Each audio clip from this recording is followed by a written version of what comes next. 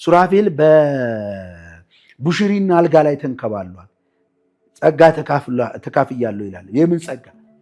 የእግዚአብሔር መንፈስ ነው። ባይዘዌ ኢትዮጵያ ውስጥ ካሉ ነብይ ነን ከሚሉት በላይ አጋንንት ጥበበኛ። ቤቱ መሳሪያ ካለ አንድ አገልጋይ እንዴት የእግዚአብሔር አገልጋይ ሊሆን ይችላል? ጥያቄ ነው። በቃ አስመሳይ ነው። ውጫዊ ነገር የሃይማኖት ካባ የለበሰ አስመሳይ፣ ገንዘብ ወዳድ፣ ዓለም ወዳድ፣ ምንም ፍሬ የሌለው ማንንም ደቀ መዝሙር ያላደረገ በዚህ ሁሉ ዘመኑ ሐዋሳ ያለው ቸርች እንኳን ሸረሪት ድረ እንዳደራ ነው የማውቀው። ዘፋኞች ከመዝፈንና ዘፈናቸውን ከመሸጥ ውጭ እንዲህ አይነት ጭካኔ የላቸው። በተሳቢ መኪና ነው ዋጭ ነው የመጣው። በተሳቢ መኪና ጭኖ መጥቶ ከነዛ ራቁታቸውን ከሚሄዱት ሐመር ማለት ነው ሰብስቦ ምን ብሎ ሸጠው ነው ሄደው የጭኖ ሄዱትን ሸጠው ከዛ በኋላ አሟሙቀው በቃ ዘንዶ ተወጋለ ዘንዶ ምናምን ይላሉ። የሀገራችን ጠቅላይ ሚኒስትር ዶክተር አብይ ምን ብሏል? ከኛ ከባለስልጣኖች ጋር ፎቶ እየተነሳችሁ መዝረፍና ማጭበርበር አትችሉ። ሱራፌልን ራሱ ላይፉን እቃወሙ። ተናጋሪው ግን ሐሳቡና እንደገና እሱም ስራው ከቴዲ አፍሮ የተሻለ ነገር ነው ወይ የሚያደርገው? አይ ሰው እኮ ይኸውልህ ጨዋነቱ ጻድቃ ያደረገውም ባለጌነቱም ደግሞ ኃጢአተኛ ያደረገውም አብሯቸው የሚያገለግል የቤት ኪራይ የሚከፍለው እያጣ ብዙ አገልጋዮች ነን የሚሉ ብዙ ችግር ውስጥ ሲያልፉ እያያቸው ዝም እያሉ ብዙ አጥቢያ ቤተክርስቲያናት ለቤት ኪራይ የሚከፍሉ ሲያዩ ዝም እያሏቸው እነዚህ እግዚአብሔርን ያውቃሉ ነው የምትለው? ዓለምን ባወጣበት ወቅት ነው የምናወራ። የእግዚአብሔር መንግስት አይገባም ማለት ነው። አሁን ቢሆን ቴዲ አፍሮ በዘፈን ተጽዕኖ አመጣ፣ እሱ በወንጌል ምን ተጽዕኖ አመጣ? ይህን የተናገረው አሁን ቴዲ አፍሮ ዘፈን ሲያወጣ ከሆነ ግን አየር መያዝ ነው የፈለገው ራሱ ሱራፌል። አንተ ግን ፐርሰናል ጸብ ያለ ይመስለኛል። ወንጌል ትተን ፓላስ ለመስራት እንስረቅ። ኬትሳምት ክበር ጌትዬ ክበር አባባ እላቴ ዛሬ የሚለው እኮ ዘፈን ነው።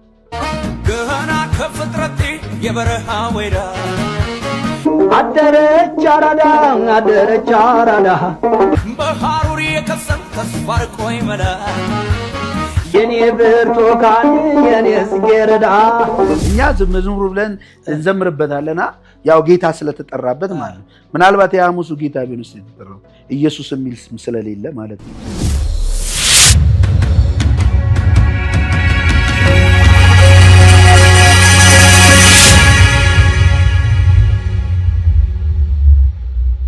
ሰላም ጤና ይስጥልኝ የዳሽን ቤተሰቦቻችን፣ ሰላምና ፍቅርን ተመኘው። ተሾመ ሽፈራው ነኝ። ዳሽን ቲዩብ ከፍ ባለ ሐሳብ ወደ እናንተ የመጣች ዩቲዩብ ቻናል ናት።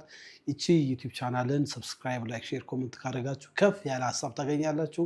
ዛሬ እንግዲህ በዳሽን ቲዩብ ከፍ ባለ ሐሳብ የመጽሐፍ ቅዱስ አገልጋይ ዮሐንስን ስቱዲዮ ቀጥረናል። ዋናው የቀጠርንበት ጉዳይ ኢቶሪካ በሚባለው በቴዲ አፍሮ የሙዚቃ አልበም ዙሪያ ከወጣ በኋላ በተለያየ ቤተ እምነት ውስጥ የተለያየ ሐሳብ እየተንሸራሸረ ይገኛል። ከዚህ መሃል እንግዲህ በተለይ በወንጌላዊ ቤተክርስቲያን ታዋቂው የሆነው ነብይ ሱራፌል እንግዲህ ይህንን ጉዳይ በአደባባይ ይዞ በመውጣት ስለ ዘፈን በማውገዝ በተለይ ደግሞ ሐሙስ የሚወጡ የሙዚቃ አልበሞች መናፍስታዊ ይዘት አላቸው በሚለው ሐሳብ ሰፋ ያለ ሐሳብ እንደሰጠው ሁላችሁም ታዘባችኋል። እንግዲህ ዳሽን ቲዩብ እችን ሐሳብ ቀንጨብ አድርገን ለማሰማት እንሞክራለን። ይሁንና በተለይ በወንጌላውያን ቤተክርስቲያን ውስጥ የሚያገለግለው ዮሐንስ ጆን ደግሞ በዚህ ጉዳይ ላይ የራሱን እሳቤ በራሱ ሶሻል ሚዲያ ሐሳቡን ሰጥቷል። እሱን ለማሰማት እንሞክራለን። በዚህ ጉዳይና በተለይ ዘፈንን በተመለከተ የተለያየ ውይይቶች እናደርጋለን። ጆ የዳሽን ቤተሰብ ስናደርገ አሁንም በፍጹም ፈቃደኝነት ከፍ ባለው ዩቲዩብ ቻናል ስለመጣ በአድማጮቻችን ስም እጅግ አድርጌ አመሰግናለሁ። እኔም አመሰግናለሁ ወደ ዳሽን ቲዩብ ስለጋበዛችሁ። ዳሽኖች ተባረኩ። አመሰግናለሁ። ጆ ድሮ አገልጋይ ከመሆን በፊት ከዘፈን ከሆነ ግንኙነት ነበር አለ? ሙዚቃ በደንብ ኢንቫይሮንመንቱን በደንብ ታውቋል? አዎ፣ ናይት ክለብም ዘፍን ነበር። ባህላዊ ዘፋኝ ሁሉ ነበር። ኧረ የባህል ዘፋኝ ነበር? ማሲንቆ ይዤ እንዳትለኝ። አይ ማሲንቆ ግን የባህል ዘፈን ዘፍ ነበር? አዎ እሞክር ነበረ። ያው እኔ ስራ ስለነበረኝ ብዙ ወደዛ ውስጥ ገፍቼ መግባት አልቻልኩም እንጂ አልበምን ለ10 ምናምን ፒኮሎ የሚባል ሙዚቃ ቤት አሳተመውልን አንድ ነጠላ ዜማ ማለት ነው። ከዛ አጠቃላይ ወደ 10 ኮሌክት ተደርጎ ክሊፕ ሁሉ ምናምን አሰርቶናል። ሙዚቃ ቤቱ ምናምን ሙሉ ካሴት ምናምን ሰርተን ነበረ። መሐመድ የሚባል እዚያ አቀናባሪ ያለ እዚህ አካባቢ ነው እንደውም የነበረው። እና እኔ በመሃል ያው ጌታን አገኘው ፋይናል ድምፅ ገብቼ ከዛ ሚክስ እያደረገ እያለ እኔ ጌታን አገኘው። ከዛ በኋላ አቆሜያለሁ አልኩት። እና ለሙዚቃው ቅርብ ነህ? ነበርኩኝ፣ ግን ይሄ ስጥት ያልኩ ሰው አልነበርኩም። ጎን ለጎን ነው ማስኬደው የምሰራው ስራ ስለነበር እንደዛ ነበር። ግን ለሙዚቃ በጣም ፍቅር ነበረኝ። በጣም ከዘፋኞች ከድሮ ዘፋኞች አብረህ የዘፈንካቸው ወይም የምታውቃቸው አሉ? ለምሳሌ ናይት ክለብ እኔ ጃም አደረገ የነበሩት እና አብነት አጎናፍር፣ እነ ታምራት የሞተው ታምራት ደስታ ምናምን፣ የማዲንጎ ቲጂ፣ እነዚህ እንደገና ደግሞ በጣም በቅርበት ግዛቸው የሚባለው ጓደኛ ነበርን አብረን። ግዛቸው ታዋቂ ባል ዘፋኝ ነው አይደለ? ማለት ነው። ኢሳያስ ታምራት የሚባልም ልጅ አለ። እንደውም እሱ ወንድም ነው ነበር የሚባለው። አብረን ነው ከእሱ ጋር ኪነት ቀበሌ 12 እንሰራ የነበረውና ሞካክር ነበር። መልካም። አሁን ታዋቂ የወንጌላውያን ሰባኪ እንደሆን ካውቃለሁ፣ ግን የህይወት አንዱ ገጽታ ነው እና ስለ ኢቶሪካ የሚባለው የቴዲ አፍሮ አልበም ከመጣ በኋላ በጣም አነጋጋሪ ሆኗል። ግማሹ በፖለቲካ ይስበዋል፣ ግማሹ በሀገር ፍቅር ይስበዋል። በተለያየ ደግሞ የተለያዩ የወንጌል ሰባኪዎችም ሀሳብ እየሰጡበት ነው። ከነዛ መሀል እንግዲህ የወንጌላውያን ቤተክርስቲያን ታዋቂው ነቢይ ሱራፌል ብቻ በተለየ መልኩ ንጥሮ በመውጣት በአደባባይ ይህንን ሙዚቃ አልበም መቃወም በሚመስል መልኩ ተቃውሞታል። አንተ ደግሞ እሱ ተቃውመዋል እና ትንሽ ግራ ስለገባን ነው። ለምንድን ነው የተቃወምከው? የሰራሁት ቪዲዮ ሱራፌል ላይ ዘንዶ ስለሚለው ነገር ነው እንጂ ስለ ቴዲ አልነበረም። በዚህ አጋጣሚ ካነሳው ግን ያንን ስለ ቴዲ የተናገረበትን ነገር ትክክል፣ የሚናገረው ነገር ትክክል ነው። አትቃወመውም ንግግሩን፣ ግን እኔ ሱራፌልን ራሱ ላይፉን እቃወመዋለሁ፣ ህይወቱን ማለት ነው። ነብዩን ማለት የነብይ ሱራፌል ህይወቱ። ነብይ ሱራፌል አሁን ዘፈንን መቃወምም አይደለም የሚያስፈልገው፣ ዘፈንን ማስተማር ነው። አስቀድሞ ሁልጊዜ አንተ በምታገለው አገልግሎት ዘፈን ኃጢአት መሆኑንና ዘፋኝነት ደግሞ የእግዚአብሔር መንግስት እንደማያሰሩስ እያስተማርክ ትውልድን ወንጌል እየሰበክ ወንጌልን ሰምቶ የመጣውን ደግሞ እያስተማርክ ነፃ እያወጣው ደቀ መዝሙር ታደርገዋለህ። ይህ አገልግሎት የለውም። ግን አሁን ጠብቆ ቴዲ አፍሮን ሲቃወም የተናገረው ትክክለኛ ጽድቅን ቃል ቢሆንም ተናጋሪው ግን ሀሳቡና እንደገና እሱም ስራው ከቴዲ አፍሮ የተሻለ ነገር ነው ወይ የሚያደርገው?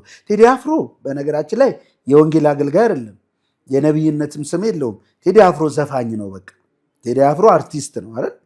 እና ስራ ብትሎ ቴዲ አፍሮ አርቲስት ነው የሚል የኢትዮጵያ ሕዝብም አርቲስት እንደሆነ ነው የሚያውቀው። ዘፋኝ ነው ብሎ እንጂ የእግዚአብሔር ሰው ብሎት አይደለም። ሱራፌል ግን የእግዚአብሔር ሰው ነኝ ነብይ ነኝ ነው የሚለው። ስለዚህ ነብይ ነኝ ብሎ ምን ተጽዕኖ አመጣ? እሺ ቴዲ አፍሮ በዘፈን ተጽዕኖ አመጣ፣ እሱ በወንጌል ምን ተጽዕኖ አመጣ? በወንጌል ያመጣው ከስተት ውጪ ማለት ነው። ከስተት ውጪ ቀደም እንደነገርኩ አሁን ሰዎችን የእናት አባት የዘር መርገም አለባቸው 7 ትውልድ ኑ ሰብርላቸዋለሁ ብሎ ገስታውስ ከፍቶ ገስታውስ ውስጥ ገንዘብ እያስከፈለ ውጭ ሀገር ያሉትን እየሰበሰበ ዛም ሲሄድ ደግሞ እዛ የሆነ ነገር ያደርግና የጸሎት ገንዘብ ካስከፈለ በኋላ ይዞ ከካናዳ ሁሉ ገንዘብ ወደ ኢትዮጵያ ገብቶ ከ7 ዓመት በኋላ ሲሄድ የቤተ ክርስቲያናት ሽማግሌዎች ይዘው ይቅርታ አስጠይቀውታል። ቪዲዮ አለ ታውቃለህ። እንግዲህ እንዲህ አይነት ነገር አለበት። ምንድን ነው ያመጣው ተጽዕኖ? ወንጌልስ ያገለግላሉ? ወንጌል አላቸው ወይ? ዘንዶ ነው ወንጌል? ወንጌል ስለ ልጁ ነው። ሁልጊዜ ስለ ዘንዶ ነው የሚያወሩት እነሱ ስለ ሌላ ነገር ነው የሚያወሩት።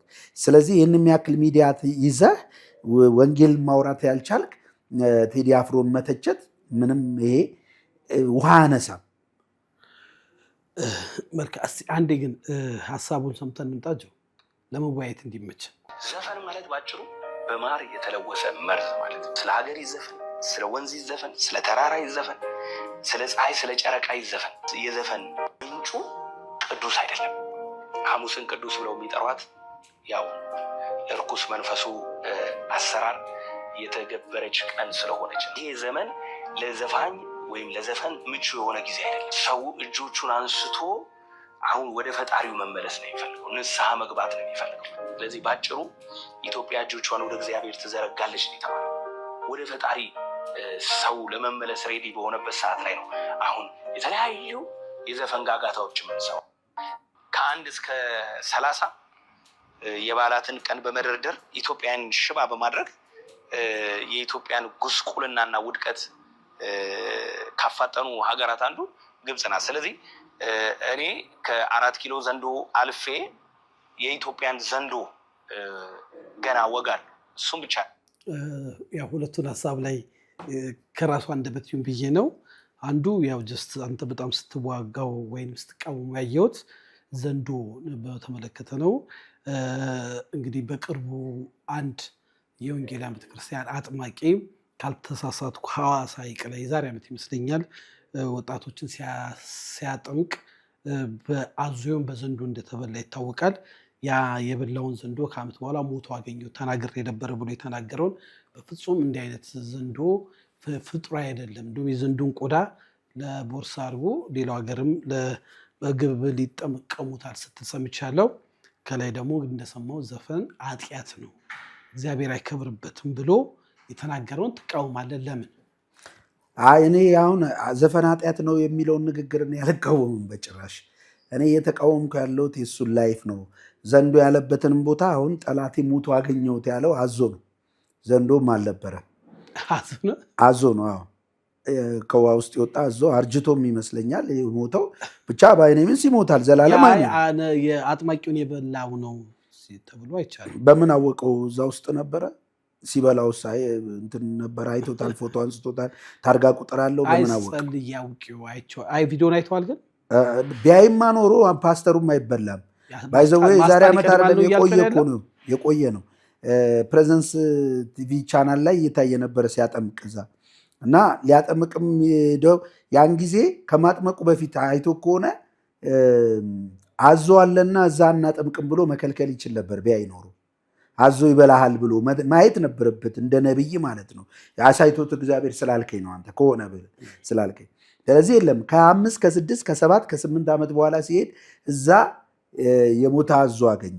ሲያገኝ ተገጣጠመለት። ምንድነው መሰለህ አሁን ሐሰተኛ ነቢያቶች ስራቸው ነገርን ከሆነ ነገር ጋር ነው የሚያገጣጥሙት። ለምሳሌ ሰውን ማኒፑሌት ሲያደርጉ ቸርች ውስጥ ሄዴክ ይዞ ወይ አሞህ ራስን የሆነ በሆነ ነገር ወይ እንቅልፋተ ወይ ቡና ሰጠ ወይ የሆነ ነገር አሞ ከሆነ የራስ ህመም እንዳለብህ ስትጨናነቅ ካዩ ራስን እየወጋ ያለ ዘንዶ አለ ያለው ከአያትን የተነሳው ከአያት ተነስቶ ሁልጊዜ ይወረውራል ይለዋል። እውነት ነው ሁሌ ነው እንደሚያመኝ ምናምን ስትል ከዛሬ ጀምሮ ዘንዶውን ሰብሬያለሁ ይለዋል። ተሰበረ ብለህ ስትወጣ አለ፣ በሚቀጥለውም ቀን አለ። ኦኬ። ስለዚህ ነገርን ማገጣጠም ነው። ካለባበስ ጋር ከምን ጋር ከኑሮ ጋር አገናኝተው የሚሉት ነገር አላቸው። ሳይኮሎጂስቶች ናቸው። ማለትም የዘንዶ መናፍስት የለም፣ የዘንዶ መንፈስ ያለው ኢትዮጵያ ውስጥ አይመለክም እያልከን ነው? እሱም ይበለው አይበለው የዘንዶ መንፈስ ሳይሆን መንፈሱ አጋንንት ነው። የቀድሞ እባብ የአሁኑ ዘንዶ የተባለው መጽሐፍ ቅዱስ ላይ የተባለው ሰይጣን ነው የሚለው። ስለዚህ ሰይጣን በዓለም ሁሉ አለ። ኢትዮጵያ ውስጥ ብቻ ሳይሆን ሁሉ ቦታ አለ። ሀብታም ሀገሮች ሁሉ አለ። ብዙ በወንጌላውያን ቤተክርስቲያን ውስጥ የዘንዶ መንፈስ ተብሎ ስራፌል ስላለው ብቻ አይደለም። ትልልቅ ቤተክርስቲያናትም ሲጸለይ ያውቃለሁ፣ የሚቀለብ ዘንዶ አለ ተብሎ ሲነገር ያውቃለሁ። የሆነ ይህን ሰምቶ አታውቅም ወይ ማለት ነው? ሰምቼውም አውቃለሁ። የሱራፌል ግን በዛ ሱራፌል ከዘንዶ ራሱ ፍቅር የያዘው እስኪመስል ድረስ ዘንዶ እሱ ብቻ አይደለም። አሁን ለምሳሌ ተንጫጩ፣ ዘንዶ ተንጫጫ፣ ብዙ ሰዎች ተንጫጩ ዘንዶ ስላልኩኝ የኢትዮጵያን ዘንዶ የቤተ መንግስቱን ዘንዶ አልፌ የኢትዮጵያን ወጋለሁ አለ። የግብፅንም ወጋለሁ የኢትዮጵያንም ወጋለሁ ያለ የቤተ መንግስት ውስጥ ዘንዶ አለ እያለ ነው የነበረው አይደል? ባለፈው አውርተንበታል። ስለዚህ በሱ ተበልቷል። ግን አሁን አይኑን በጨው አጥቦ ነው እየሄደ ያለው፣ አየር እየያዘ ነው ያለው። ትክክል አይደለም። እንደ ወንጌል አገልጋይ ወንጌል ስለ ልጁ ነው ወይስ ስለ ዘንዶ ነው ማውራት ያለብን? ስለ ልጁ ነው። ጳውሎስ ስለ ዘንዶ አላወራም። ጭራሹኑ ስለ ዘንዶ ያወሩበትን ቦታ አታገኝም። እነ ጳውሎስ እነ ጴጥሮስ አላወሩም። እነሱ ስለ ክርስቶስ ይሰብካሉ፣ መናፍስቶች እየጮሁ ብዙዎችን ይለቃሉ፣ ሰዎች ጌታን ይቀበላሉ፣ አለቀ። ከዛ በኋላ እነዛው ያመኑ ሰዎች ደግሞ ሄደው ራሳቸው ያላመነ ሰው ላይ አጋንንት ያስወጣሉ። እዚህ ላይ ጆ እንደው ስለ መንፈስ አወጣት እያወራን ነው። አንድ አገልጋይ ሲል የሰማሁት ነው። አሁን ሴጣን በሰው ውስጥ አድሮ አንዴ ዘንዶ ነኝ፣ አንዴ ጅብ ነኝ፣ አንዴ ምን ነኝ ይላል። አገልጋይም ያስለፈልፈዋል ካሜራ ደቅኖ ማለት ነው። ግን ሴጣን ውሸትና የውሸት አባት ነው። መጽሐፍ ቅዱስ ሂድ አንተ ሴጣን በል ነው የተባለው እንጂ ስሙን ጠይቀው አድራሻውን ጠይቀው ጾታውንም ምን በሉ አይባልምና በተለይ ሴት እህቶቻችን ላይ እንደዚህ ያስለፈለፉ አብዛኛው እነሱን መነገጃ ያርጓቸዋል የሚልም አሉና አያይዘህ ብትመልስ እኮ ይሄ እኮ ሰዎችን ማሳመን ነው። ሰዎችን ማኒፑሌት እያደረጉ ያሉት በዚህ ነው። ምክንያቱም እነሱ ያያሉ፣ ሌላው ሰው አያይም። እነሱ ዘንዶ ያያሉ፣ እባብ ያያሉ፣ አይጡንም ያያሉ፣ ምኑንም ያያሉ ሰው ላይ፣ ሰዎቹ ግን አያዩም። ስለዚህ የተለዩ ስፔሻል ማን ናቸው? አጋንንቱ ነው ደግሞ እንደዛ ስፔሻል መሆናቸውን የሚመሰክርላቸው። ገብተዋል? አሰራሩ ማለት ነው። ስለዚህ ሰዎች ያንን ነገር ያምኑና ከነዚህ ሰዎች ውጭ ማንም ፈቺና ነፃ አውጪ የለም ብሎ ሰው ያምናል። ከዛ አላያችሁም? አጋንንቱ ራሱ ሲለፈልፍለት እሱ ላይ ያለው ነገር ይባላል። ይችን ስለሚፈልጉ አንተ ትለያለህ ሁሉ ይላቸዋል። እንዳንተ አለ የለም ይላቸዋል። መንፈሱ ማለት ነው። ምንድነው መንፈስ? ጥበበኛ ነው። ባይዘዌ ኢትዮጵያ ውስጥ ካሉ ነብይ ነን ከሚሉት በላይ አጋንንት ጥበበኛ ነው። ምንድነው ጥበቡ? አንድ ጊዜ የሆኑ አገልጋዮች የሆነ ጊዜ ላይ እስኪ ለብዙ ሰዎች ምስክርነትም ለህይወታቸው ይጠቅማቸዋል። በጣም እየተጉ በቅድስና የሚኖሩ ሰዎች መናፍስት ሲያስወጡ ትግል ይኖራል አይደለ? ትግል ሲያዩ እኔ ግን መንፈስ ገና ስመጣ ይጮሃል ስገባ። ለምን? እኔ እኮ አመንዝሬ ነው የመጣሁት። ግን እንዲህ የሚያደርገው ኃይሌ በድካም ይፈጸማል የሚለው የጳውሎስ ቃል ትዝ ይልሃል? አዎ። ስለዚህ እግዚአብሔር በጸጋ ብቻ እንደሆነ የሚሰራው የእኔ መቀደስ እንዳይደለ ይታወቅ ዘንድ ነው ይሄ የሚሆነው። አይ በቃ እንደዚህ ነው በቃ እንዲህ ሳደርግ ምናምን ይላሉ።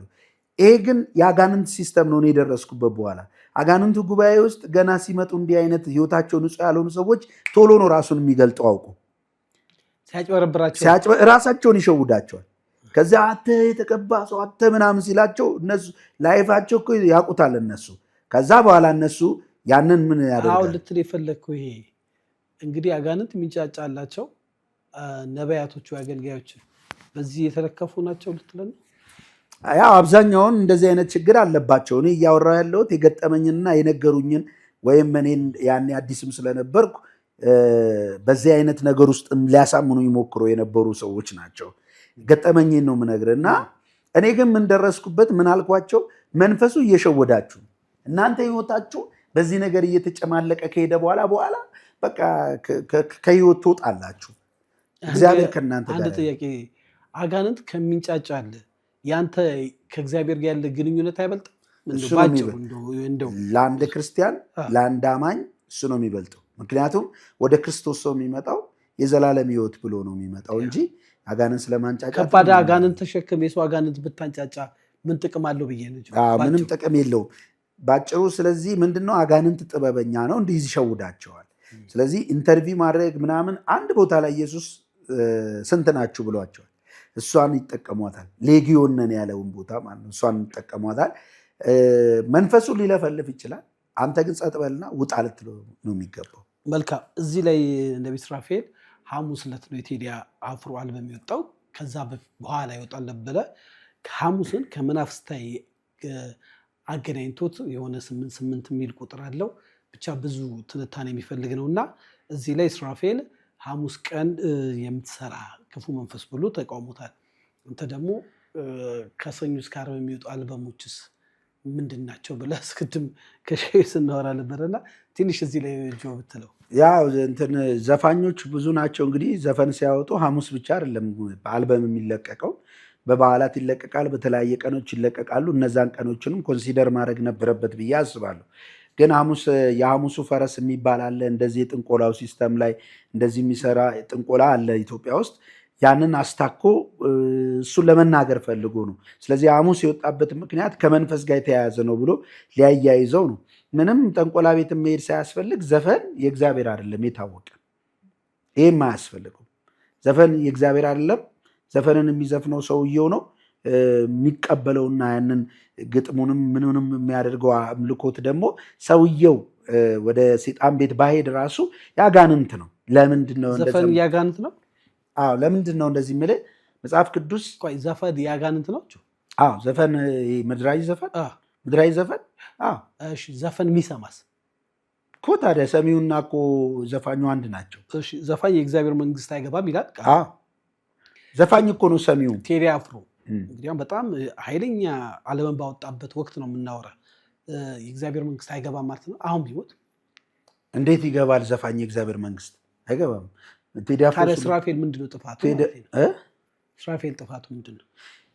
ሱራፌል እኮ እዚህ ዘፈን ልክ አይደለም ማለቱ አይደለም ጥፋት። ሱራፌል ምንድነው መሰለ ጥፋቱ? እሱ ራሱ ዘፋኝ ነው። ልበልልህ ዘፈኑን ልበልልህ። ያው ጌታ ስለ ክበር ጌትዬ ክበር አባባ ጠላቴ ዛሬ የሚለው እኮ ዘፈን ነው። ዜማው የዘፈን ነው። የመሸታ ቤት ነው የማውቀው እሱን ዜማ ታውቃለህ? መሸታ ቤት ድሮ ዜማው ማለት ሰርቆት ነው ባጭሩ። አይ አታውቀውም እንዴ አንተ? ይሄንን ዜማ አይ ብዙ ያው ጀስት ያው ክበር ጌትዬ ክበር አባባ እኛ መዝሙሩ ብለን እንዘምርበታለና ያው ጌታ ስለተጠራበት ማለት ነው። ምናልባት የሐሙሱ ጌታ ቢሆንስ የተጠራው ኢየሱስ የሚል ስም ስለሌለ ማለት ነው። እዛ ጋር ክበር ኢየሱስ የሚል አልሰማህማ? እሱ መዝሙር ላይ አለ። እስቲ ቆይ በደንብ ልስማቸው። እንደው ግን ከዘፈን የተወሰደው ራሱ ወሳጅ ነው እያልከና እና እንዴ ገና ከፍጥረቴ የበረሃ ወይዳ አደረች አራዳ በሐሩር የከሰም ተስፋ ርቆይ መላ የኔ ብርቱካን የኔ ጽጌረዳ።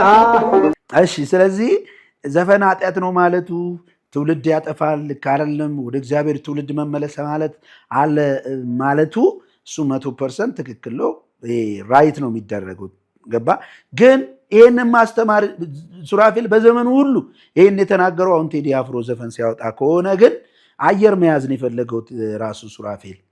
አያሌ ዘፈኑ ሲወጡ አልተናገረም። እንደገና ቴዲ አፍሮ ከዚህ በፊትም ዘፍኗል ብዙ ጊዜ አይደለ? እሱ ነብይ ሆኖ ቴዲ አፍሮ ዘፈን አውጥቷል። ጥቁር ሰው የሚባል ዘፈን ራሱ አይደል? እሱ ነብይ ነበር ያኔም አልተናገረም። አዎ ግን ዶክተር ወዳጀነ ሲጽፍ ስለ ቴዲ አፍሮ እንዴት ቤቱ ተጋብዞ ከሱ ጋር እንደተገናኘና የፕሮቴስታንት መዝሙር እንደሚሰማ አንድ ሁለት መዝሙር አሰምቶኛልና ጨዋ ነው ቁጥብ ነውና ብሎ ተናግሯል። እና ድንገት አንድ ሰው ዘፈን ስለሰማ ወይ ደግሞ ስለዘፈነ ቀጥታ ወደ ሲኦል ይገባል ማለት ይቻላል? አይ ሰው እኮ ይኸውልህ ጨዋነቱ ጻድቅ አያደርገውም፣ ባለጌነቱም ደግሞ ኃጢአተኛ አያደርገውም። ኃጢአተኛና ጻድቅ የሚያደርገው የመጀመሪያ ኢየሱስ ክርስቶስ አለው ወይ ነው። ኢየሱስ ክርስቶስ አለው ካልን ህይወት አለው። ህይወት ካለው ደግሞ አይዘፍንም። ግልጽ ነው። ህይወት ያለው ሰው የክርስቶስ ህይወት ያለው ሰው አይዘፍንም፣ አይጠጣም፣ አይሰክርም፣ ምን አይልም። ለምን? ህይወት ስላለው። ገባ? ራሱን የሚያዝናናበት ነገር አያስፈልገውም። በጌታ መንፈስ ነው ደስ የሚሰኘው። እግዚአብሔር መንግስት የመብል የመጠጥ ያልሆነች ነገር ግን በመንፈስ ቅዱስ የሆነ ደስታ፣ ሐሴት፣ ጽድቅ ስለሆነች ማለት ነው። ስለዚህ ሰው የሚለካው ጨዋ በጣም ብዙ ጨዋ ከመንፈሳዊ ሰዎች ይልቅ ዓለማዊ ጨዋዎች እኮ አሉ። ነገር ግን በዛ ነው ወይ የሚለካው? ቴዲ አፍሮ ደግሞ ፕሮፌሽን ዘፋኝ ነው። ለእግዚአብሔር ነው እንደሚዘፍነው። እሱንም ብጠይቀው አይልም። ቴዲ አፍሮ ለእግዚአብሔር ዘመርኩ አይልም። እንደዚህም አይዳፈርም። አርቲስት ነው። በቃ መሸታ ቤት ነው የሚዘፈነው። የእሱ ዘፈኖች ዳንስ ቤት፣ መጠጥ ቤት ምናምን ነው የሚደረጉት። ከዛ ውስጥ ደግሞ አንዳንዶቹ ለሀገር የዘፈናቸው ምናምን ደግሞ ለአንዳንዱ ሰዎች እንደ ትምህርት የሚቀበላቸው ሊኖር ይችላል ምናምናም። በእግዚአብሔር ፊት ነው ምነግርህ። በእግዚአብሔር ፊት ግን ተቀባይነት የለው። የስጋ ስራ ነው ምንም ይሁን ምንም። ስለዚህ ሱራፌል አይ ዘፈን ኃጢአት ነው ማለቱ ትክክል ነው። ነገር ግን የቴዲ አፍሮን ጠብቆ ሐሙስ ምናምን አድርጎ ከዛ ጸሎትም ሰበርኩ ምናምን ማለቱ ግን ሱራፌል ልክ አይደለም። እዚህ ጋር ለምን ይህን ትምህርት ማስተማር ማለት ይችላል። እዚህ ላይ ጆ በራሳቸው መድረክ ላይ በቅርብ ጊዜ አንድ የተለቀቀ በናይት ክለብ እየተሰማ ያለ ልጅ አለ ነነነነነ እያለ የወንጌላውያን ቤተክርስቲያናትን መሳቂያና መሳለቂያ ያደረገ ከአንዴም ሁለት ስህተት ሰርቶ እየመጣ ይቅርታ የሚጠይቅ ግን የሚፈልገው መታወቅነትን ነውና አይተዋልና እነሱ ለምን ሀይ አይሉም? እነሱ እዚህ ላይ ከሚመጡ እነሱ ራሳቸውን ራሱ መቼ ሀይ ያሉ? ሱራፌል እኮ የሚነቀፍበት ብዙ ነገር አለው ነው የምልህ እኮ። የእግዚአብሔርን ወንጌል የሚያስነቅፍ ህይወት አለው። ገብተዋል። ስለዚህ የተናገረው ትክክል ነው። እንትን መጽሐፍ ቅዱስ አንብቦ ጥቅስ ተናገረ፣ ትክክል ነው። ያንን እኮ ማንም አይክድም። ግን ከህይወት አንጻር ሰውን ሊኮን ሲመጣ ግን እሱ ላይም ጥያቄ ያለን እኛ የወንጌል አማኞች ሁሉም ትክክለኛ አማኞች ከኔም ጨምሮ ጥያቄ ያለን ለአሁን ያሉ ነቢያቶች ላይ አንደኛ እነሱ ዓለማውያን ናቸው።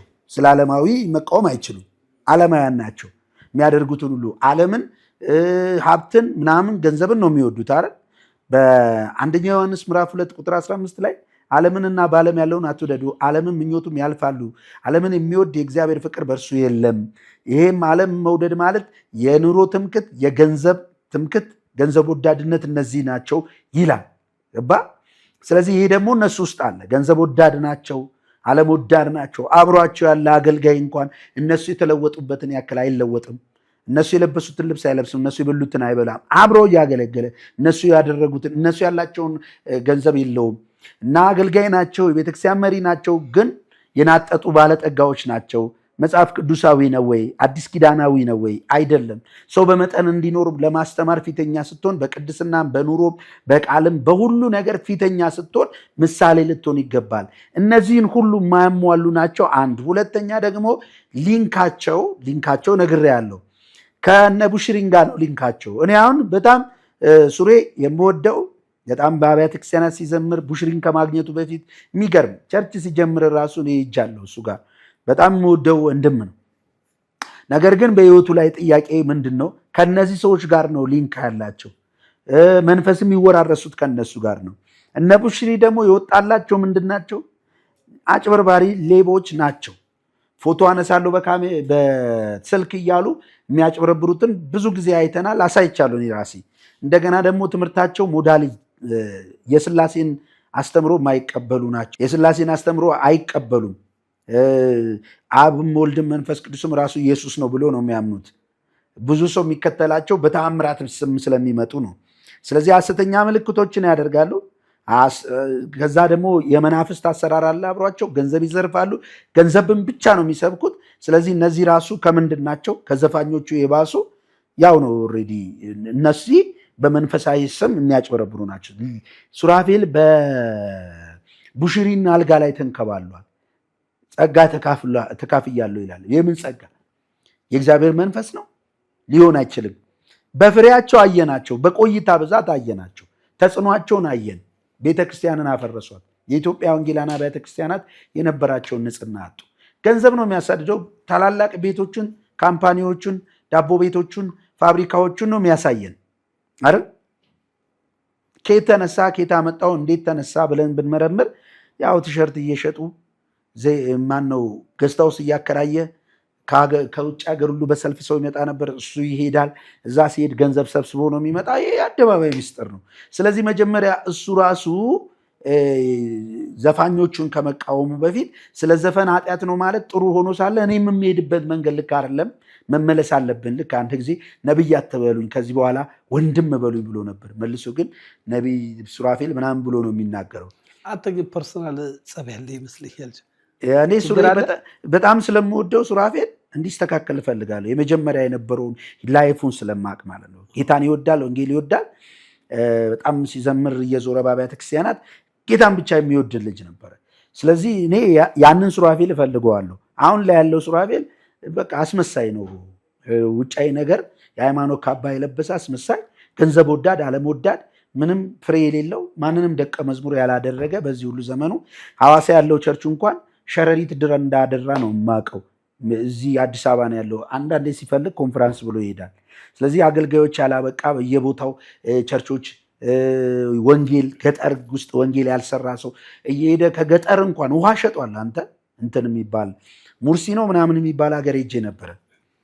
እስከ ኬንያ ጠረፍ ሄደን ነበረ በወንጌል ስርጭት ከአቤል አቡና ጋር ማለት ነው። ያኔ እዛ በሆንን ጊዜ የነገሩን በተሳቢ መኪና ነው ውሃ ጭኖ የመጣው።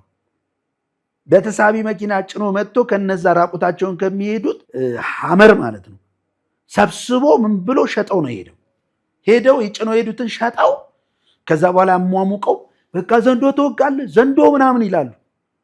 የሆኑ አጋንንቶች የተጨነቀ ስንታለ እሱ ከጮኸ ደግሞ በቃ በደንብ እሱን ያወጡታል። በቃ እንዲህ አይነት ስራ ነው የሰሩት እንጂ ወንጌል ሰርተው አብያተ ክርስቲያናትን ተክለው ሰዎችን ደቀ መዝሙር አድርገው ፍሬያቸውን አየነው ሲባል አላየንም። በብዙ ነገር ነቀፋ ነው ያለበት። ከዛ አንጻር ሌላው ደግሞ ምንድነው አሁን ከዙሮ የምጠለው አሁን ሳለ የሀገራችን ጠቅላይ ሚኒስትር ዶክተር አብይ ምን ብሏል? ከኛ ከባለስልጣኖች ጋር ፎቶ እየተነሳችሁ መዝረፍና ማጭበርበር አትችሉም ብሏል። የወንጌል አማኞችንም ከዚህ በፊት ምን ብሏል? ይሄ መንግስት የብልጽግና መንግስት የወንጌል አማኞች ወይም የፕሮቴስታንት መንግስት አይደለም፣ በቃ ከሌላው የተለያችሁ እንደሆናችሁ የተጠጋችሁ እንደሆናችሁ አታስቡ ሁሉ ብሏል። ከሁሉም አይነት ኢትዮጵያ ናት። የኢትዮጵያ መንግስት ኢትዮጵያውያን ከወደዱት በፓርቲ ውስጥ ተሰባስበው የሚኖሩበት ነው። ሱራፌል ከአዳነች አቤቤ ጋር የሆነች መሰረተ ልማት ሰሩና ሲሄዱ መንግስት ናቸው። ምንም ስራ እኔ በሬ ላይ የሆነ አበባ በተክል ይመጣሉ፣ በጠራቸው በጣም ጎበዝ በርታ ምናምን ይላሉ። የመሬት ልማት ስለሆነ ይሄ ነብይ ሰውዬ ያንን ያደርግና አብሮ ፎቶ እየተነሳ ምን እያደረገ ምናምን የሆነ ነገር እያሳየ ከመንግስት ጋር እንዳለ አድርጎ በማሳየትና ከዛ በኋላ ፖለቲካዊ ሲስተም ያስይዛል። የወንጌል አማኝ ወይም ደግሞ የወንጌል ሰባኪ የቤተክርስቲያን መሪ ከፖለቲካ ውስጥ መውጣት አለበት። ምን ማለት ነው? ፖለቲካ መስራት የለበትም ሰው ላይ። ለፖለቲከኛውም ፖለቲከኛ ላልሆነውም የእግዚአብሔርን ቃል አስተምሮ የልጁን መልክ እየቀረጸ ሰው ውስጥ ክርስቶስን እየሳለ እንደነ ጳውሎስ ማገልገል አለበት። እንደዛ ካልሆነ መጽሐፍ ቅዱሱ ነው የሚተቸው የሚዘልፈው። ከዛ አንጻር የሚያወራውን ነገር የማይኖረው የሚቃወመውን ነገር ማያቅ ጭራሽ ወደ ተቃውሞ ወደ እርግማን ምናምን አይሳካ ይከናወን ዘጋውት ምናምን ይላል። ሐሙስ ዕለት ቀን ተጠብቆ እንዴት እንደሚመለክ ነቢይ ሱራፌል በመጽሐፍ ቅዱስ ማስረጃ አድርጎ ከኢትዮጵያ መናፍስታዊ አሰራር ጋር በተለይ የቴዲ አፍሮ ደግሞ ሐሙስ ቀን ነው መሰለኝ የወጣው ከእንደዚህ ሁኔታ ጋር ተናግሯል። እና አንተ ምን ትላለህ በዚህ ላይ? ስፔሲፊክ ከሐሙስ ጋር አገናኝተህ አሁን የቴዲ አፍሮ መውጣት ሐሙስ እንትን ስላለ ለዛ ነው የተሰዋው ምናምን ማለት አችልም። ምናልባት እሱ ደግሞ የሮቡም ሊሆን ይችላል ላይሆንም ይችላል። ዞሮ ዞሮ የዚህ ዓለም ገዢ አለቃው መንፈስ ስለሆነ ኤኒ ነገር የሚደረገው በጨለማው ባለ ዓለም መናፍስት ተመርቶ ነው ሁሉም የሚያደርገው። ይህ መጽሐፍ ቅዱስ ይነግረናል። አሁን ለምሳሌ እዚህ ጋር የማይክል ጃክሰን የሚያል ዘፋኝ ዓለም ላይ ካየው መጨረሻ ላይ ማይክል ያውል ፌንት ሲደረግለት የነበረ ሰው ነፍሴን ሴጣን ሊወስዶ ነው ብሎ ብቻዬን ቀረው ብሎ ሞቷል። መጨረሻ ላይ የዘፈን መጨረሻው ይሄ ነው እያለ ነው። ግልጽ ነው። በቃ ዘፈን እኮ ታዲያ ሀሳብ የምታወጡ ከሆነ ለምን ተቃወምክ? ቅድም ዘፋኝ ነው እሱም ራሱ ስራ እኔ እየተቃወምኩ ያለሁት እሱን ለምሳሌ የዘረዘራቸው ነው ሱሬ የዘረዘራቸው ትክክል። ይህንን እኮ አክሴፕት እናደርገዋለን። በጣም ጥሩ ጎሽ በርታ። ግን ወደ ራስህን ከቴዲ ላይ እጅን አንሳ ነው ወደ ራስህ አላልኩም። ከቴዲ ላይ እጅን አንሳ ከሌላው እጅን አንሳ አላልኩም። ቴዲ ማንም ላይ ምናምን መጠቆም አለመጠቆም አይደለም የኔ ንግግር። የኔ ንግግር ዘፈን ኃጢአት ነው ብሎ ለማስተማር ከሆነ ሁሌ ማስተማር አለበት። ይሄም ማስተማር ብቻ አይደለም ገባ። እሱ ራሱ ከዘፈን ዜማ መውሰድ የለበትም። አጠቃላይ ወንጌል አማኞች ያሉ እሱ መድረክ ላይ የሚዘሉት በሙሉ ዘፈን መዝፈን የለባችሁ ማለት አለበት። ጥሩ ነው። ግን ለምሳሌ የስጋ ስራ አለ። ገንዘብ ወዳድነት የስጋ ስራ አይደል እንዴ? ገንዘብ ወዳድነት፣ መጎምጀት፣ ዓለም ወዳድነት እነዚህ ነገሮችን በጢሞቴዎስ 2 ላይ የሚያስጨንቅ ዘመን ይመጣል፣ በመጨረሻው ዘመን ለወላጆቻቸው የማይታዘዙ ቅድስና የሌላቸው ገንዘብ ወዳዶች፣ ዓለም ወዳዶች ይሆናሉ፣ ከእግዚአብሔር ይልቅ ተድላን ይላሉ። እነ ሱራፌል ተድላን አይደል እንደሚወዱ? ታላላቅ ፓላስ አይደል የሚያሳዩን? ምን እናድርገው? እንደሱ ፓላስ ስሩ እያለን ነው። ወንጌል ትተን ፓላስ ለመስራት እንስረቅ እና ጭብርብር። የሱራፌልን መንገድ መከተል አለባ ማለት ጸሎት መሸጥ አለብህ፣ ገስታ ውስጥ መክፈት አለብህ። ከዛ ደግሞ ስትጋበዙ ጭም ስትሄድ እጸልይላቸዋለሁ ብላ የሆነ ነገር አድርገህ በዶላር ተቀብላቸው ሰብስበህ መምጣት አለብህ በየጊዜው። ይህም ቢዝነስ ነው የሚሰሩት፣ ቢዝነስ ነው የሚሰራው። እነዚህ ሁሉ ገነት ያስገባሉ ወይ ነው ጥያቄው። ዘፋኝነት ገነት አያስገባም ነው፣ ልክ ነው። እና አሁን ሱራፌል የሚያደርጉት ገነት ያስገባል? ማጭበርበር በቤተ ክርስቲያን ሽማግሌዎች ያክል ለ7 ዓመት ሙሉ ቆይቶ ተደብቆ እዚህ ሲሄድ ድንገት ይዘውት የሰራውን ስራ ሲነግሩ በጣም ነው የሚገርም። በጣም ከአንድ መንፈሳዊ ሰው ይጠበቃል። ይሄን አሁን አንድ ዓለማዊ ሰው ቢያደርገው ምን ይደንቃል? ምን ይገርማል? እሱ ግመሉን እየዋጠ ነው ትንኝ ላጥራ ያለው። ስለዚህ የተናገረው ነገር መጥፎ ነው፣ ትክክል አይደለም አላልኩምም አለልም። ምክንያቱ ስለምስማማበት በእግዚአብሔር ቃል እኔም ረገጥ አድርጌ ዘፈንን ልክ አይደለም የሰይጣን ነው ኃጢአት ነው ብዬ ስለማምን የትኛውም ውስጣችን እንይ ነው የትኛውም ዓለማዊነት። አሁን ያሉ ነቢያት ስለዚህ ማውራት አይችሉም። የመጀመሪያው ደረጃ አቅምም የላቸው። እነሱ ግመል እየዋጡ ነው። ለምሳሌ እነሱ በገስታው ስንት ድሃ ስለቅሰዋል። ስንቱ በጭንቁ በህመሙ በምናምን እና መፍትሄ እንሰጣለን ብለው ስንት ኃጢአት ሰርተዋል። እንዲህ አይነት ጭካኔ ዘፋኞች አይሰሩ። ዘፋኞች ከመዝፈንና ዘፈናቸውን ከመሸጥ ውጭ እንዲህ አይነት ጭካኔ የላቸው። እነዚህ በእግዚአብሔር ስም እኮ ነው በጭካኔ ከህዝቡ ዘርፈው ዛሬ የሚያሳዩን ሀብታቸው፣ ንብረታቸው ምናምን ጠቅላላ ኬታ መጡት። ይሄ ፀሐይ የሞቀው ዓለም ያወቀው አይደለ ወይ? እግዚአብሔር በጣሪያ ገንዘብ አንጠባጥቦ ይሆን ድሮ እንደሚታማው ጴንጤው አይደለም ማለት ኬታ መጡት። እንዴት አደረጉት? ስለዚህ ፈጣሪ ባረከን ነው የሚሉት። ፈጣሪ እንዴት ነው ቢባርከው? ሌላውን አይባርክም ነው? ፈጣሪ ከባረካቸው ሌሎች አገልጋይ እነ ጳውሎስ ለምንድን ነው ያልተባረኩት? እነ ጴጥሮስ ለምንድን ነው ያልተባረኩት? የቀድሞ ጴንጤዎቹ ለምንድን ነው ያልተባረኩት? ምናልባት እነሱ ለምሳሌ የወንጌላውያን ቤተክርስቲያን ነቢያቶች፣ አገልጋዮች አብዛኞቹ ሀብታም ናቸው። የሀብታቸው ምንጭ ግልጽ የሆነውን ነገር እኮ እናውራ እስኪ። የሱራፌል የሀብት ምንጭ ግልጽ አይደለ ወይ? ቲሸርት እየሸጠ ገስታውስ እያከራየ ውጭ ሀገር ሄዶ ጸልይላቸዋለሁ ብሎ በዶላር አስከፍሎ ሰብስቦ መጣ ተብሎ የተከሰሰበታል። ቤተክርስቲያን ነች የከሰሰችው፣ እኔ አይደለሁም። የቤተክርስቲያን ሽማግሌዎች ናቸው እኮ ንስሐ ያስገቡት። ካናዳ ላይ ራሱ ይህ አይደለው ስራቸው። ኮንፈራንስ ባዘጋጁ ቁጥር የሆነ ነገር ባደረጉ ቁጥር ገንዘብ እየሰበሰቡ ለፈውስ እያሉ ቲሸርት ምን እየሸጡ አይደለው የገንዘባቸውን ገቢ የሰበሰቡት። ስለዚህ ባጭሩ የመናገር አቅም ለመናገር ራሳችን ህይወታችን ያስፈልጋል እያልከ ቴንኪው። ለመናገር በተለይ የኢትዮጵያ ወንጌል አማኞች ውስጥ ያሉ ነብይ ነን የሚሉ መጀመሪያ የጎዱት ህዝብ አለ፣ ያታለሉት ህዝብ አለ። አጭበርብረው እነሱ ራሳቸውን አካብተውበታል። ዓለም ወዳድ ናቸው። አንድም መጽሐፍ ቅዱስ ጋር አንድ አይነት አይደለም ህይወታቸው። የመጽሐፍ ቅዱስ ላይፍ የላቸው። ማንንም ሰው ደቀ መዝሙር አላደረጉም። ማንንም ሰው በቅድስና አልመሩም። ቤተክርስቲያንን ሲያንጿት አላየንም፣ ሲያፈርሷት እንጂ ዓለም ወዳድ እንዲሆን ትውልዱን አድርገውታል። የሚያወሩት ቁሳቁስ ነው፣ የሚያወሩት የዚህን ዓለም ጉዳይ ነው። በዚህ ዓለም ነው የሚመኩት፣ በገንዘብ ነው የሚመኩት። ስማኝ፣ እኔ ልንገር፣ እርግጠኛ ነኝ ሱራፌል መሳሪያ ይኖረዋል። የምን እርግጠኛ ነኝ መሳሪያ የሌለው አገልጋይ የለም በአሁኑ ሰዓት። ምን ያደርግላቸዋል? ባለሀብት ስለሆኑ በፍቃድ ያወጣሉ። ምንም ችግር የለም። መንግስት እግዚአብሔር አይጠብቃቸውም። በእርግጥ አንዳንዶቹ በጣም ሲጠበቁ እናያለን እኮ ራሳቸው ስለሚጠብቁ ስለሚያስጠብቁም ይኖራቸዋል። እንደዚህ አይነት የሌለው የለም። መሳሪያ አብዛኛውን የሌለው የለም። በፍቃድ ይወስዳል፣ መንግስትም ይፈቅድለታል። ምክንያቱም መንግስት እንትን አይደለም፣ ቤተክርስቲያን አይደለም። መንግስት አንድ ሰው ንብረት ላይ ራስ ይጠብቅ ካለ ይሰጣል። ስለዚህ ህገ መንግስቱ ይፈቅዳል። እግዚአብሔር ይጠብቀናል ብሎ በመሳሪያ መጠበቅ። ለዚህ ነው ጥያቄ አየሁ። ለዚህ ነው የምቃወመው። የመጽሐፍ ቅዱስ አስተማሪዎች አይደሉም። ራሳቸውን እንኳን የሚጠብቁት በመሳሪያ ነው። ብዙዎች ሲቃወሟቸው ያሳስራሉ፣ ይከሳሉ፣ ይገላሉ፣ ያስገድላሉ፣ ያሳስራሉ። ይሄ የአደባባይ ሚስጥር ነው። ትክክል ያልሆኑትን ትክክል አይደለም ያላቸውን ሰው ካሳፈኑ እነዚህ ሰዎች በምን ሞራላቸው ወጥተው ትውልድ ሊመክሩ የሚያደርጉ ከሆነ ስጋት የለብን። በግለ ለራሳቸው እኔ እኮ ክርስቶስን የተከተልኩት እኮ በሞት ነው። ሞቼ ጀምሬያለሁ ከእርሱ ጋራ ለኃጢአት ለዓለም ላልኖር ሞች ያለው በጥምቀት ተባብሬ ያለው። ከዛ አሁን ዕለት ዕለት ራሴን እየገደልኩ ነው የምኖረው ከኃጢአት።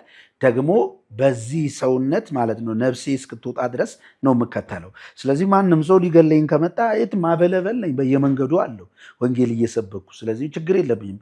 መታሰርም ሆነ ምንም ችግር የለብኝም። እኔ ኦልሬዲ ጀስት እኔ በክርስቶስ ኢየሱስ ረክቻለሁ፣ ሰላም አግኝቻለሁ። የምፈልገው ኑሮ የለም ምድር ላይ። ለሌላው ሰው ጠቅማለሁ፣ እውነትን እየተናገርኩ ወንጌልን እየተናገርኩ ራሴንና ሌላውን አነጻለሁ በሚል ነው ማገለግለው። ስለዚህ ምንም ስጋት የለብኝም። ስጋት ቢኖርብኝ አልናገራቸው። ስጋትም ኩራትም የማንንም ገንዘብ ፍለጋም ታዋቂነት ፍለጋም የለብኝም። እኔ ምንም የለብኝም። እኔ ከውስጤ ነቅሎ አውጥቶታል ዓለምን ጌታ። በሱ ረክቻለሁ። ፍጹም እርካታ ውስጥ እኖራለሁ። እኔ አይደለሁም የትናንሽ ልጆቼ እንኳን የዚህ አይነት አስተሳሰብ ነው ያላቸው ከማወራው ከማስተምራቸው የተነሳ። ስለዚህ ወንጌል ያንን ስለሆነ ያስተማረኝ እኔ ከጀመርኩበት ጊዜ ጀምሮ ሰግቼ አላቅም፣ ደግሞ ለመትረፍም ኖሬ አላቅም። እግዚአብሔር ኑር ስላለኝ ነው የምኖረው። ግን እያልኩ ያለሁት ትውልድን ለማስተማር ለመምከር አይደለም። እነሱ ከዚህ እንኳን አልጸዱም። አንድ አገልጋይ መሳሪያ ቤቱ ካለ እኔ እናገራለሁ። እስኪ ተመልካቾቹም ፍረዱ። ቤቱ መሳሪያ ካለ አንድ አገልጋይ እንዴት የእግዚአብሔር አገልጋይ ሊሆን ይችላል? ጥያቄ ነው። ማን ነው ያስተማረን? መጽሐፍ ቅዱሳዊ ነው ወይ? ነው የእናንተ ክርስትናና የመጽሐፍ ቅዱሱ ክርስትና የተለያየ ነው ከሆነ አምናለሁ። በቃ ለወንበዴ ይኸው ነገር ለመከላከል ይሁን ቢሆንስ እንኩ ማን ተከላከለ? ኢየሱስ ነው ከወንበዴ ራሱን የከለከለው? ጴጥሮስ ነው? ጳውሎስ ነው? ማን ነው የከለከለው? ዮሐንስ ነው? ማን ናቸው የተከላከሉት? እና ይዘረፉ ዘራፊ ሲመጣ ይዘረፉ በራቸው ወለላ አድርገው ምን አላቸውና ይዘረፋሉ? አታምናቸዋል አሉ። እነዚህ ነው የምትለኝ? እነዚህማ እኮ እንዳይዘረፉ ሽጉጥ ታጠቁ አለማዊ ስለሆኑ እኮ እኔ እኮ እያወራ ያለሁት መጽሐፍ ቅዱስ ላይ ያሉ አባቶችን ነው። አይደለም ነቢያቶችና እነዚህ አገልጋዮች ራሳቸውን በመሳሪያ የሚጠብቁ ነብይ ንብረታቸውንና ራሳቸውን ቢጠብቁ ምን ወንጀል አለው ነው እኮ። ይጠብቁ አለማዊ ናቸው ይጠብቁ እኮ። እኔ ታዲያ ምን አልኩ? መንፈሳዊ አይደሉም ማለት ከአገልግሎታቸው ጋር ምን አገናኘው ነው? እንዴት ይገናኛል? መጽሐፍ ቅዱስ ላይ ያሉ ነቢያት አልታጠቁም እያልኩ አይደል? በበረሃ በዱር በምናምን ሄዱ፣ ያገኛቸው ባገኘበት በመጋዝ ሰነጠቃቸው። ይህ ዓለም አልተገባቸውም። እንደዛ ሆኖ ነው ትውልድ ያስተማሩት። ስለዚህ አሁን ያሉት መጽሐፍ ቅዱስ ጋር ሽታው ጫፉ ጋር ስለማይደርሱ ከአስተሳሰብ እስከ አስተምሯቸው፣ ስለዚህ ልክ አይደሉም። የትኛውን ዓለማዊ ነው የሚተቹት? እነሱ ራሱ ዓለማዊ ናቸው እያልኩ አይደል? ዘፈን ለመተቸት መጀመሪያ ከዓለም ውጣ። ዘፈን እኮ ዘፈን አለ አይደል? ነገርኩ። ገንዘብ ወዳድነትም አላግባብ ሀብት ማካበት ሰውንም አንድ ፓኬጅ ነው እሱ። አንድ ነው። ዘፈንን ነጥለ የለም እንደዛ ራስ ወዳድና ሆዳም ሆነ የለም እንደዛ የሚባል ነገር የለም። አብሯቸው የሚያገለግል ጫማ ሳይቀይር እያገለገለ አብሯቸው የሚያገለግል የቤት ኪራይ የሚከፍለው እያጣ ብዙ አገልጋዮች ነን የሚሉ ብዙ ችግር ውስጥ ሲያልፉ እያዩቸው ዝም እያሉ ብዙ አጥቢያ ቤተክርስቲያናት ለቤት ኪራይ የሚከፍሉ ሲያዩ ዝም እያሏቸው እነዚህ እግዚአብሔርን ያውቃሉ ነው የምትለኝ? እነሱ የካምፓኒ ምናምን የሚከፍቱት ስንት ቸርቾች ችግር ውስጥ የሉ? ስንት ቸርቾች ወንጌል ማሰራጫተው በየበረሃው ላይ ወንጌል የሚሰብኩ የሉ? እነሱን ይረዳሉ እና በየጎዳና የሚጮሁትን አንዳንዶች ሰብሰብ አድርገው እንኳን ለማገዝ ለወንጌላቸው አብረው ቆሞ ይሄ ወንጌልኛ ነው ይላሉ። ለእርስ በርሳቸው ወንጌል አንድ ነው የክርስቶስ ነው ብሎ እንደ መጽሐፍ ቅዱሱ ሐዋርያትና ነቢያት አገልጋዮች በታሪኩም ውስጥ እንደነበሩት አይነት አላቸው። ከሌላቸው ዞሮ ዞሮ የሃይማኖት ካባ የለበሱ ዓለማውያን ናቸው እያልኩ ነው። ስለዚህ ዓለማዊ ቢቃወም ምንም። ውድ ዳሽን ቤተሰቦቻችን እንግዲህ ከጆን ጋር የነበረን ቆይታ አጠር መጠን ያለች በቴዲ አፍሮ አዲስ አልበም ዙሪያ ከወንጌላውያን ቤተክርስቲያን ጋር የመጣበትን እሳቤ ጆን በዚህ መልኩ ራሱን ገልጾ ተወያየ። ነብይ ስራፌልን ጋብዘን ደግሞ ጠቅላላ ሐሳቡን ለእናንተ ለማቅረብ ጥረት እናደርጋለን። በቅርቡ በቴዲ አፍሮ አልበም ዙሪያ ያልተሰሙ አዳዲስ እና ትኩስ የሆኑ መረጃዎችን ይዘን እንቀርባለን። ዳሽንን ሰብስክራይብ፣ ላይክ፣ ሼር ካደረጋችሁ ከፍ ያለ እንዲህ ሐሳብ ታገኛላችሁ። ከሃይማኖት እይታ ከህግ ከተለያየ ጉዳይ በዚህ ጉዳይ ላይ ሰፋ ያለ ነገር ይዘን እንደምንቀርብ ቃል እየገባን በዚህ ጉዳይ ላይ ከየትኛው ቤተ እምነት አመለካከት ያላችሁ ቀርባችሁ ዳሽ ላይ እንድትወያዩ እንላለን። ነፃ ሐሳብ ነው፣ ከፍ ያለ ሐሳብ ነው። ተሾመኔ ፕሮግራም ሰብስክራይብ፣ ላይክ፣ ሼር አድርጉ። ሻሎም